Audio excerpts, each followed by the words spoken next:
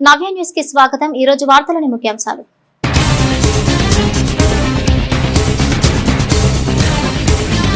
జిల్లాలోని ఈదులపల్లి గ్రామంలో డెంగ్యూ కేసులు నమోదు కావడం పట్ల జిల్లా యంత్రాంగం అప్రమత్తం। గ్రామంలో పర్యటించిన జిల్లా కలెక్టర్ వెంకటమురళి అధికారులు సిబ్బంది అప్రమత్తంగా ఉండాలని పారిశుద్ధ్య నిర్వహణపై సూచనలు చేసిన కలెక్టర్।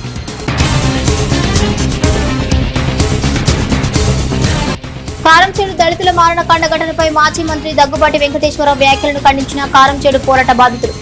చీరాల విజయనగర్ కాలనీలోని రుద్రక్షేత్రం వద్ద ఏర్పాటు చేసిన విలేకరుల సమావేశంలో మాట్లాడిన పోరాట బాధితులు। రోగులకు నాణ్యమైన వైద్య సేవలే ప్రభుత్వ లక్ష్యం। పర్చూరు ప్రభుత్వ ఆసుపత్రిలో ఎక్స్రే యూనిట్ ప్రారంభించిన ఆసుపత్రి సేవల జిల్లా సమన్వయకర్త డాక్టర్ పద్మావతి। బాపట్ల జిల్లా నగరం మండలంలోని ఈదులపల్లిలో 8 డెంగ్యూ కేసులు వెలికి చూసిన నేపథ్యంలో బాపట్ల జిల్లా వ్యాప్తంగా ఇంటింటికి ఫీవర్ సర్వే నిర్వహిస్తున్నట్లు జిల్లా కలెక్టర్ వెంకటమురళి స్పష్టం చేశారు। బాపట్ల జిల్లా నగరం మండలంలోని ఈదులపల్లిలో 8 డెంగ్యూ కేసులు వెలికి చూసిన నేపథ్యంలో బాపట్ల జిల్లా వ్యాప్తంగా ఇంటింటికి ఫీవర్ సర్వే నిర్వహిస్తున్నారు। ఈ కేసులలో ఒక్క ఈదులపల్లిలోనే 6 కేసులు ఉన్నట్లు గమనించి 10 కిలోమీటర్ల పరిధిలో విస్తృతంగా వైద్య పరీక్షలు నిర్వహిస్తున్నామని జిల్లా కలెక్టర్ జేవి మురళి తెలిపారు। ఈ రోజు ఈదులపల్లి నగరం ప్రాంతాల్లో పర్యటించిన కలెక్టర్ మాట్లాడుతూ ప్రజలు జ్వరం లక్షణాలు కనపడితే వెంటనే ఆరోగ్య కార్యకర్తలను సంప్రదించాలని కోరారు। 170 ర్యాపిడ్ టెస్టులు చేశాము। ఇప్పటి వరకు 170 మంది శాంపిల్స్ తీసుకొని చేశాము। ఆ 170 తీసుకున్నప్పుడు మనకు టోటల్ జిల్లాలో 8 అంటే ఈ 170 కూడా టోటల్ జిల్లాలో చేశాము। 8 కేసెస్ పాజిటివ్ వచ్చాయి। ఆ 8లో మనకు 6 కేసులు ఈదుపల్లి నుంచి వచ్చాయి, ఒకటి పందిళ్లపల్లి నుంచి, ఒకటి వేటపాలెం నుంచి వచ్చింది। సో మనం ఈదుపల్లిని సెంటర్గా తీసుకొని చుట్టూ 10 కిలోమీటర్ల రేడియస్లో మొత్తం కూడా స్కాన్ చేసుకున్నట్టుగా మొత్తాన్ని కూడా మనం శానిటేషన్ కానీ డ్రైనేజ్ క్లీనింగ్ కానీ సర్ఫేస్ మీద ఉన్నటువంటి స్టాగ్నేటెడ్ వాటర్ని అడ్రస్ చేయటం, అంటే దాని మీద మనం స్ప్రే చేయటం, యాంటీ లార్వాసైడ్ని స్ప్రే చేయటం, ఆ తర్వాత చుట్టూ ఉన్నటువంటి వాళ్ళ ఎక్కడైతే ఈదుపల్లిలో కేసులు వచ్చాయో చుట్టూ ఉన్న ఇళ్ళంతా కూడా స్ప్రే చేస్తూ ఉన్నాము। అట్లానే సాలిడ్ వేస్ట్ మొత్తం కూడా క్లీన్ చేస్తూ ఉన్నాము, బ్లీచింగ్ చేస్తూ ఉన్నాము। అండ్ డ్రింకింగ్ వాటర్ విషయంలో కూడా క్లోరినేషన్ చేసుకోవడం, పైపుల డ్యామేజ్ని అరికట్టడం, ఇవన్నీ కూడా చేస్తూ ఉన్నాము। మాజీ మంత్రి డాక్టర్ దగ్గుబాటి వెంకటేశ్వరరావు ఇటీవల విడుదల చేసిన ఓ వీడియోలో కారంచేడులో దళితుల మారణకాండ ఘటనకు తన తండ్రి ప్రమేయం ఏమీ లేదని చేసిన వ్యాఖ్యలను కారంచేడు పోరాట బాధితులు తీవ్రంగా ఖండించారు। చీరాల విజయనగర్ కాలనీలోని కారంచేడు మృతివీరుల రుద్రక్షేత్రం వద్ద ఏర్పాటు చేసిన విలేకరుల సమావేశంలో కారంచేడు పోరాట బాధితులు మాట్లాడారు। మాజీ మంత్రి డాక్టర్ దగ్గుబాటి వెంకటేశ్వరరావు ఇటీవల విడుదల చేసిన ఓ వీడియోలో కారంచేడులో దళితుల మారణకాండ ఘటనకు తన తండ్రి ప్రమేయం ఏమీ లేదని చేసిన వ్యాఖ్యలను కారంచేడు వీరుల రుద్రక్షేత్రం సాక్షిగా తీవ్రంగా ఖండిస్తున్నామని కారంచేడు పోరాట బాధితులు కమిటీ సీనియర్ నాయకులు మాజీ ఎంపీపీ దుడ్డు భాస్కరరావు అన్నారు। దగ్గుబాటి వెంకటేశ్వర వ్యాఖ్యలను ఖండిస్తూ గురువారం విజయనగర కాలనీ గ్రామంలో రుద్రక్షేత్రం వద్ద కమిటీ ప్రతినిధులు విలేకరుల సమావేశం ఏర్పాటు చేసి మాట్లాడారు। వెంకటేశ్వర్లు తన తండ్రి దగ్గుబాటి చెంచు రామయ్యకు 1985లో జరిగిన కారంచేడు దారుణ మారణకాండకు ఎటువంటి సంబంధం లేదని చెప్పే ప్రయత్నం చేయటం సరికాదన్నారు। కాగా ఆయన వ్యాఖ్యలను కారంచేడు బాధిత విజయనగర కాలనీ వాసులు తీవ్రంగా ఖండించారు। దేశ చరిత్రలోనే అత్యంత దారుణ ఘటనగా నిలిచిన ఈ మారణకాండను మామూలు గొడవలా చిత్రీకరించేందుకు వెంకటేశ్వరరావు చేసిన ప్రయత్నం దుర్మార్గమైంది।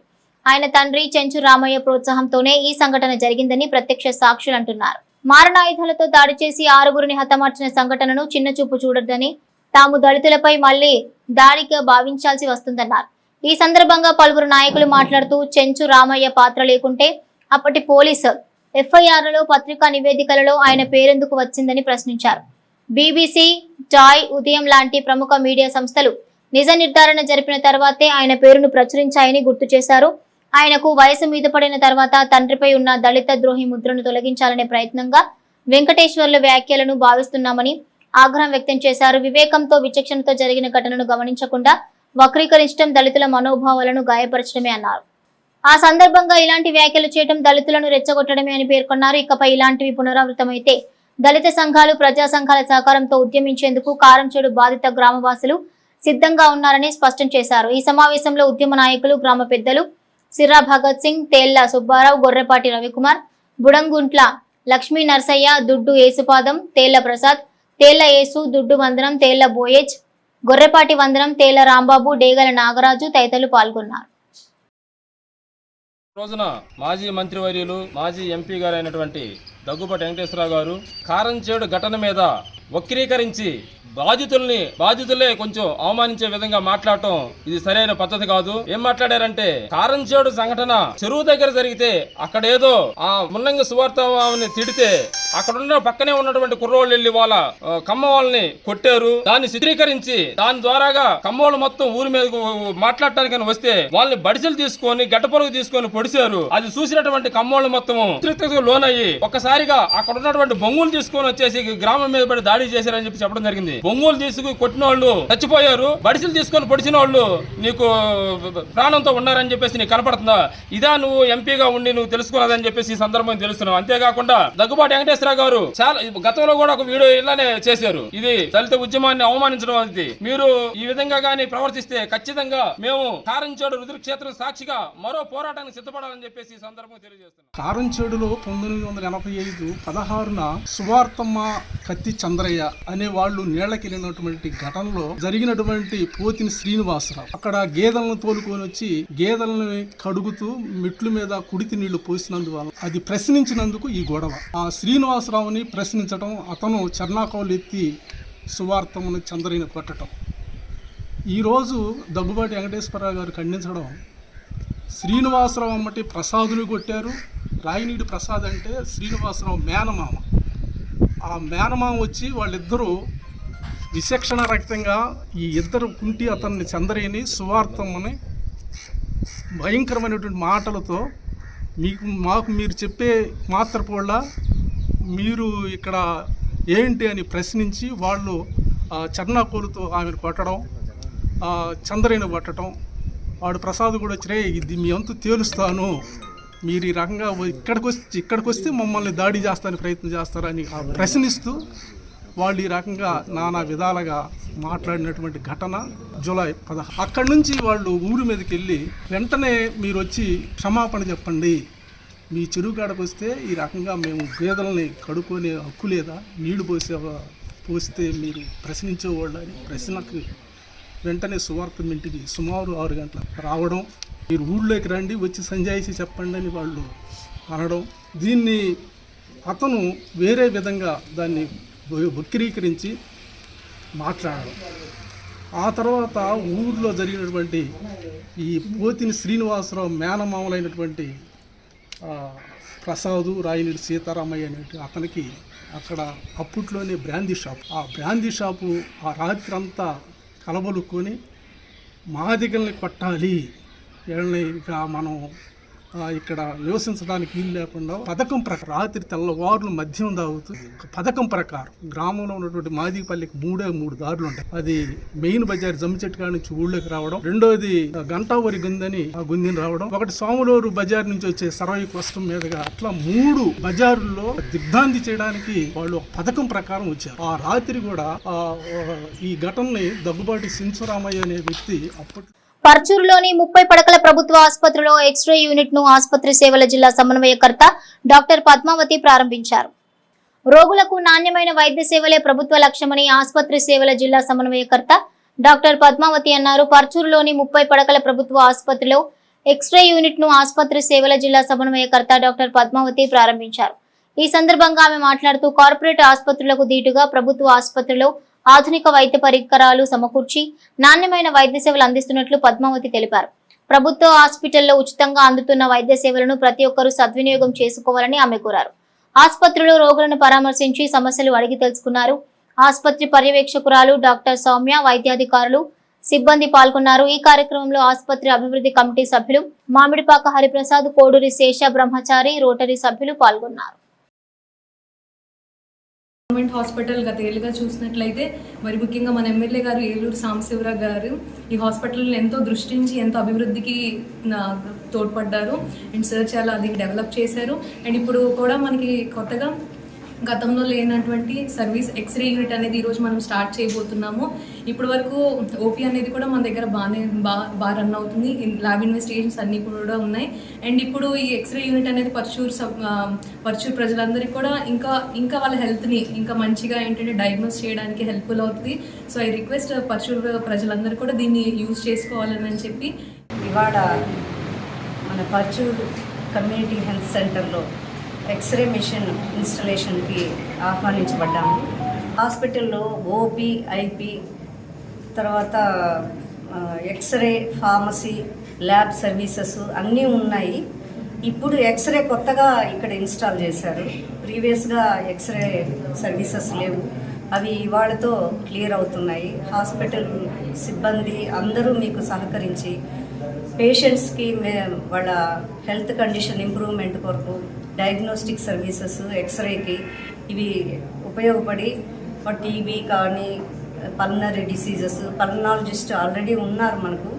ఈ ఎక్స్రే సర్వీసెస్ ఉపయోగించుకొని కరెక్ట్ డయాగ్నోసిస్తో, కరెక్ట్ ట్రీట్మెంట్తో పేషెంట్ని తొందరగా రికవర్ చేసుకోవడానికి మనకు వీలవుతుంది. ఈ ఎక్స్రే మిషన్స్ అన్ని హాస్పిటల్స్కి సప్లై చేయడం జరిగింది.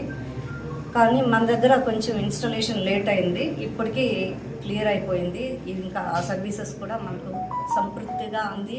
అందరు పేషెంట్స్ ఆరోగ్యంగా ఉండాలని నేను ఆశిస్తున్నాను. చీరాల పట్టణంలోని గ్రంథాలయంలో గ్రంథాలయ పాలకులుగా విధులు నిర్వహిస్తూ బదిలీపై వెళ్తున్న ధనమ్మను పలువురు భక్తులు ఘనంగా సత్కరించారు. ప్రతి ఒక్కరూ గ్రంథాలయాలు సద్వినియోగం చేసుకోవాలని గ్రంథ పాలకులు అంగలగుదిటి ప్రసాద్ డి ధనమ్మ పేర్కొన్నారు. బదిలీపై వెళ్తున్న ధనమ్మని గురువారం పలువురు ఘనంగా సత్కరించారు. నూతన లైబ్రేరియన్ ప్రసాద్ మాట్లాడుతూ గ్రంథాలయాలను ఉపయోగించుకుని ఎందరో ప్రభుత్వ ఉద్యోగాలు సాధించారని అన్నారు. అనంతరం ఇటీవల పోలీస్ కానిస్టేబుల్ పోస్టులు సాధించిన 8 మంది విద్యార్థులని ఘనంగా సత్కరించారు. వీరిని స్ఫూర్తిగా తీసుకుని మిగిలిన వారు మరిన్ని విజయాలు సాధించాలన్నారు. కార్యక్రమంలో జియలమందరెడ్డి, ఏ నాగవీరభద్రాచారి, బత్తుల బ్రహ్మారెడ్డి, వడలి రాధాకృష్ణ, చుండూరి కృష్ణమూర్తి, పవని భాను, హరిప్రసాద్ తదితరులు పాల్గొన్నారు. Vetapalem Saint Ann's college of engineering and technology కళాశాలలో బీటెక్ విద్యార్థులకు HAI అండ్ UAV డ్రోన్ టెక్నాలజీపై 3 రోజుల పాటు నిర్వహించిన ఇంటరాక్టివ్ వర్క్షాప్ గురువారంతో విజయవంతంగా ముగిసినట్లు కళాశాల సెక్రటరీ వనామ రామకృష్ణరావు, కరెస్పాండెంట్ శ్రీమంతుల లక్ష్మణరావు ఓ ప్రకటనలో తెలిపారు. హైదరాబాద్ కు చెందిన రామ్సర్ అగ్రి LLP సహకారంతో Saint Ann's college of engineering and technology కళాశాలలో బీటెక్ మెకానికల్ ఇంజనీరింగ్ విభాగ విద్యార్థులకు ఈ నెల 5వ తేదీ నుంచి 3 రోజుల పాటు నిర్వహించినట్లు కళాశాల incharge principal doctor SVD Anil Kumar తెలిపారు. ఈ వర్క్ షాప్ నందు విద్యార్థులకు ఆర్టిఫిషియల్ ఇంటెలిజెన్స్ ద్వారా డ్రోన్ డెవలప్మెంట్ పై అవగాహన కల్పించి తయారీ వినియోగంపై శిక్షణ ఇచ్చారని మెకానికల్ విభాగాధిపతి డాక్టర్ లక్ష్మీ తులసి చావలి తెలిపారు. ఈ ఇంటరాక్టివ్ వర్క్ షాప్ నకు రామ్సర్ అగ్రియల్ LLP నుండి మనోజ్ కుమార్ వారి టీం పాల్గొన్నారని తెలిపారు. ఈ ఇంటరాక్టివ్ వర్క్ షాప్ కు doctor M Suresh Kumar, P Harish మరియు బి రవికుమార్లు కోఆర్డినేటర్లుగా వ్యవహరించారు. ఈ కార్యక్రమంలో మెకానికల్ ఇంజనీరింగ్ విభాగంలో చదువుతున్న 3వ సంవత్సరం మరియు 4వ సంవత్సరం విద్యార్థులు పాల్గొన్నారు.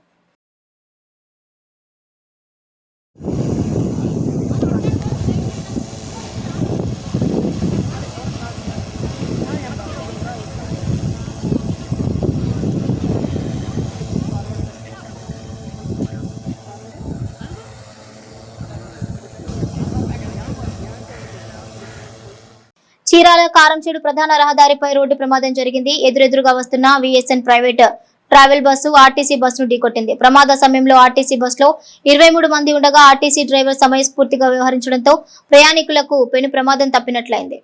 చీరాల కారంచేడు ప్రధాన రహదారిపై రోడ్డు ప్రమాదం సంభవించింది. ఎదురెదురుగా వస్తున్న VSN private travel bus RTC బస్సును ఢీకొట్టింది. ప్రమాద సమయంలో ఆర్టీసీ బస్సులో 23 మంది ప్రయాణికులు ఉండగా ప్రైవేట్ ట్రావెల్ బస్సులో 20 మంది ప్రయాణికులు ఉన్నారు. ఆర్టీసీ బస్సు చీరాల నుండి నర్సరావుపేట వెళ్తుండగా హైదరాబాద్ నుండి చీరాలకు వస్తున్న ట్రావెల్ బస్సు ఢీకొట్టినట్లు ప్రయాణికులు చెబుతున్నారు. ప్రమాద దాటికి భయభ్రాంతులైన ప్రయాణికులు ఏం జరిగిందో తెలియక బిగ్గరగా కేకలు వేసినట్లు బస్సులోని ప్రయాణికులు తెలిపారు. ఆర్టీసీ బస్సు డ్రైవర్ సమయస్ఫూర్తితో వ్యవహరించడం ద్వారా అతడిలో పెను ప్రమాదం తప్పిందని ప్రయాణికులు చెప్పుకొచ్చారు. ఇవాళ ఉదయం 6:30కి చీరాల నుంచి నర్సాపేట వెళ్లే బస్సులో వచ్చూరు దాకా ప్రయాణం చేద్దామని ఎక్కి ఉన్నాను. మన జగదీష్ రావు గారి సమాధులు దాటినాక కారంచేడు మధ్యలో హైదరాబాద్ నుంచి చీరాల వచ్చే ట్రావెల్స్ బస్సు ఆర్టీసీ బస్సుని దారుణంగా గుద్దేసింది.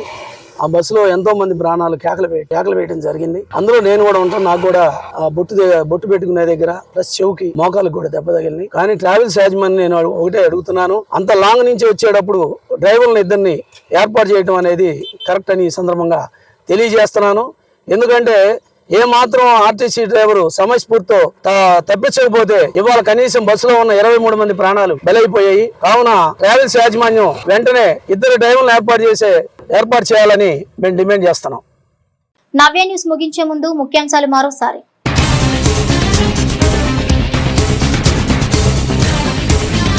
జిల్లాలోని ఈదులపల్లి గ్రామంలో డెంగ్యూ కేసులు నమోదు కావడం పట్ల జిల్లా యంత్రాంగం అప్రమత్తం. గ్రామంలో పర్యటించిన జిల్లా కలెక్టర్ వెంకటమురళి అధికారులు సిబ్బంది అప్రమత్తంగా ఉండాలని పారిశుద్ధ్య నిర్వహణపై సూచనలు చేసిన కలెక్టర్.